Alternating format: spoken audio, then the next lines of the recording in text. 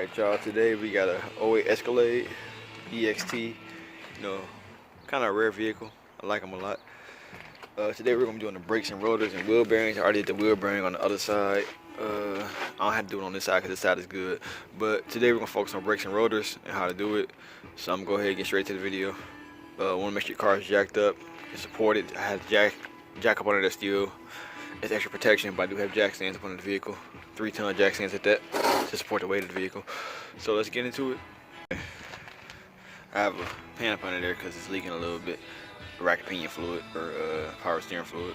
But for the job, we are going to need an 18mm socket for the brake caliper bracket and the caliper itself. Okay, so we're going to go ahead and take this caliper off. First, we're going to be using 18mm socket for the caliper bolts. If you don't have an impact like I do, of course you can use a breaker bar or a 1/2-inch ratchet.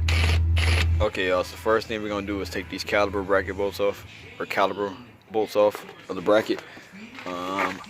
This is a 19mm socket on this one. I don't know why the other one's missing, but on the other side that I just did, it was actually at 18, so it might be 18 or 19 depending on what's going on with your car, or your truck I should say, but just probably think that bolt was missing. So we're going to go ahead and break this loose. If you don't have an impact like I do, of course use a breaker bar or a 1/2-inch ratchet. Break that loose. Okay, and if you don't have another bolt in your caliper like you should, like on this vehicle, for some reason that's weird, go ahead and pull your caliper off. And you can support it with a box or something. You can see I put a jack stand up under my caliper, but you can go ahead and take these brake pads off.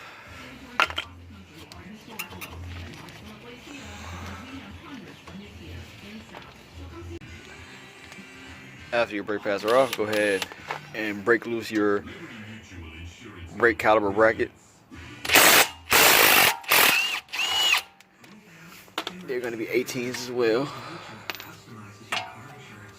or 19s, like I said, depending on your vehicle, but these are 18s.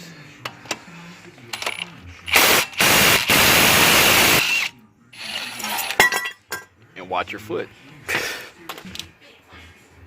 As you can see, the rotor's off. Like I said, depending on your vehicle, you might have a screw holding onto the wheel bearing to keep the rotor from leaning to the side while the vehicle is in operation. So if you have that screw in there, make sure you take that out. It might be rusty, hard to get out possibly, but it's going to be more likely a hex bit.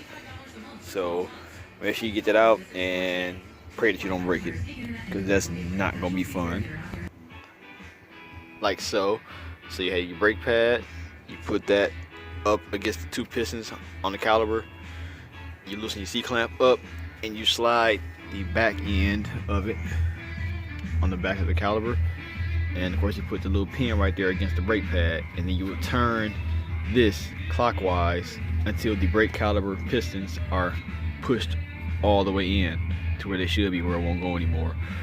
Now once that's done, you will turn this counterclockwise and take the brake caliper, the C-clamp off of the brake caliper, and you can go, of course, spray some brake clean up the caliper a little bit, make sure there's nothing in there that shouldn't be in the way or debris, and then you go ahead and do the reverse of the process. New brake rotor, you're going to spray some brake clean on the front and back of the rotor, like so.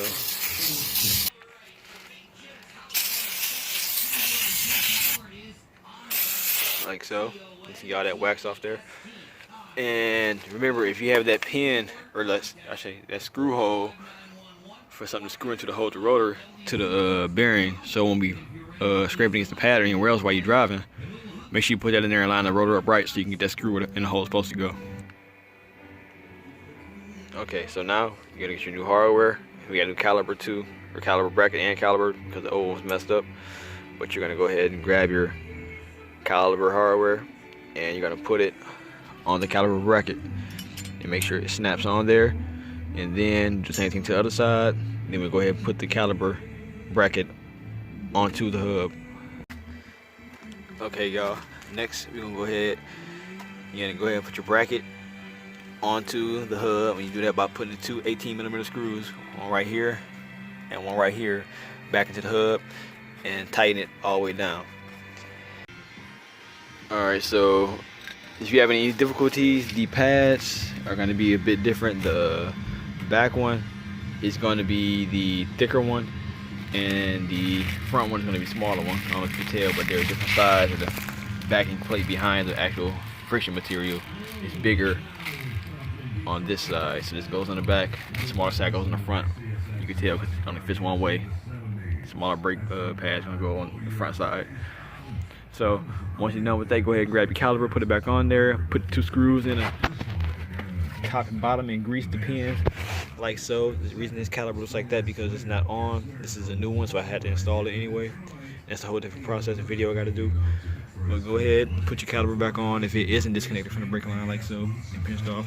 And after that, you put your wheel back on, you're ready to go.